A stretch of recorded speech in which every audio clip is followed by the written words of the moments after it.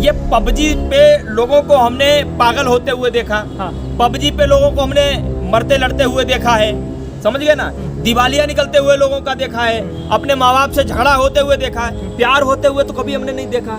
और पबजी से ऐसा प्यार कि 4 बच्चे लेकर के एक महिला 2 देशों से होते हुए हिंदुस्तान में आ गई। वो लड़का भी 23 साल का है, खुद की उसकी हैसियत नहीं कमाने खाने की, कैसे वो 4 बच्चों को पालेगा, कैसे उसको वो रखे। इस समय एक एजेंडा चल रहा है हिंदुस्तान में, और ये एजेंडा भारतीय जनता पार्टी बढ़ाने का काम करती है। अगर आपने हिंदू धर्म ज्वाइन कर लिया तो वो डिफेंड करती बेशक कितना ही गलत हो, बाद में चाहे महागलत निकलो आप, वो उसको सर चढ़ा करके भाई आपने, इसीलिए वो जब इंटरव्यू दे रही है, कभी वो राधे का गमछा डालती है, कभी वो राम नाम का गमछा डालती है, कभी भगवा कलर का गमछा डालती है।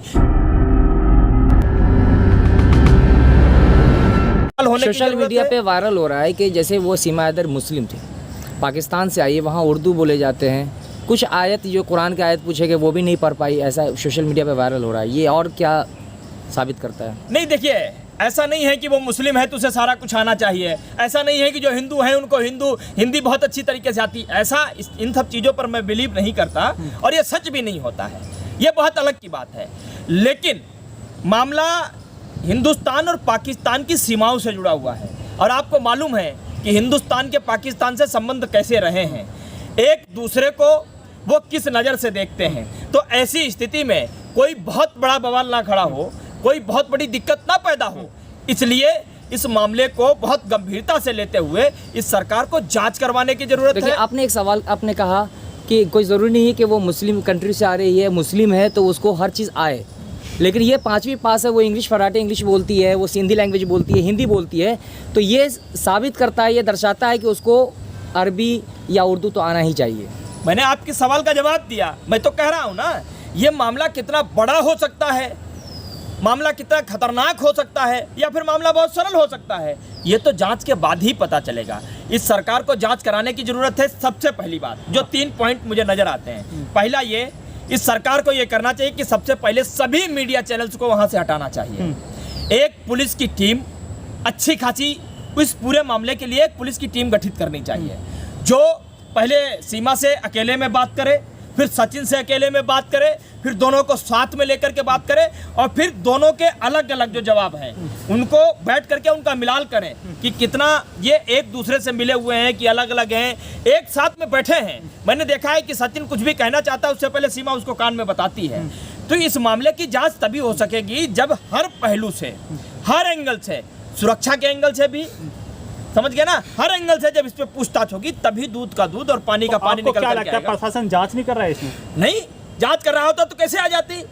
वो तो खुद महिला बता रही है कि नेपाल के बॉर्डर, अब उसे कैसे मालूम था, आप मुझे बताइए। वो महिला कराची में रहती थी, कभी वो आई नहीं, पाकिस्तान से कभी बाहर नहीं गई, उसे कैसे मालूम था कि पाकिस्तान के बॉर्डर पे कम जांच पड़ताल होती है? सचिन कभी गया नहीं नेपाल, सचिन को कैसे मालूम था पाकिस्तान के बॉर्डर पे कम जांच पड़ताल होती है? कैसे उसने वो रास्ता चुना आने का? आप बताइए मुझे।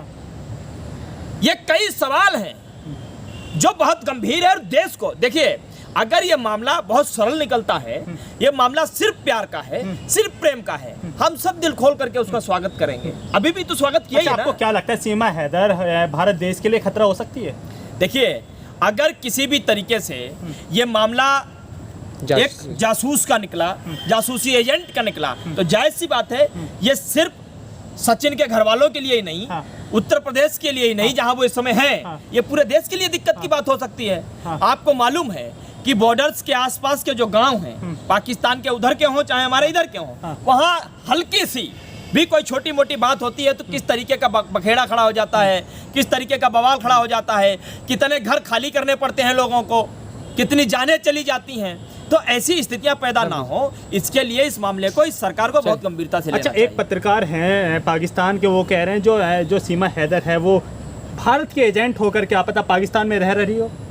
देखिए, पाकिस्तान के पत्रकार, हिंदुस्तान के पत्रकार क्या कहते हैं, इन सब चीजों पे बहुत बाद में जाने की जरूरत है। पत्रकार है, वो तो अपनी टीआरपी के लिए कुछ भी बोलेगा। अपने देश को डिफेंड करने के लिए कोई भी पत्रकार अपने देश के खिलाफ बोलेगा क्या? नहीं बोलेगा अपने देश के खिलाफ।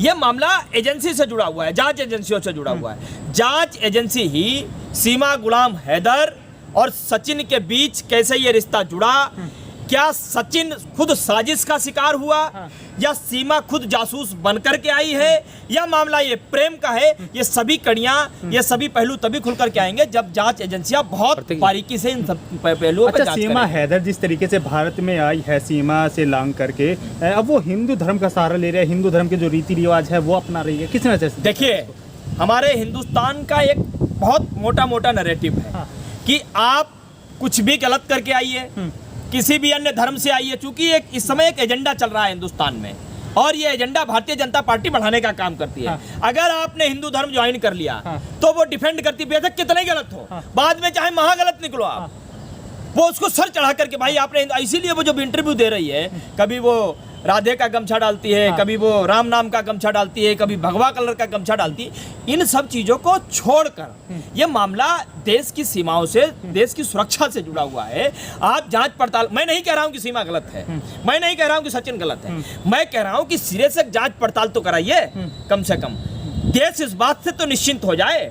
मान लीजिए अगर वो जासूस निकली, कल को सचिन को भी खतरा हो सकता है, सचिन के घर वालों को भी खतरा हो सकता है, कुछ और भी दिक्कतें हो सकती हैं। ये तमाम दिक्कतें ना हो, मामला बिल्कुल साफ और खुलकर के सामने आए, इस चीज के लिए जांच तो होनी चाहिए। अगर जांच पर कोई सवाल खड़ा करता है, जांच के लिए कोई अन्य तरीके की बात करता है, तो उसको बहुत गंभीरता से लेकर के इस पूरे मामले को खोल करके। अच्छा, अंतिम सवाल मैं आपसे लूंगा, सीमा हैदर और सचिन के बीच क्या लगता है आपको, किसी का हाथ हो सकता है इसके पीछे?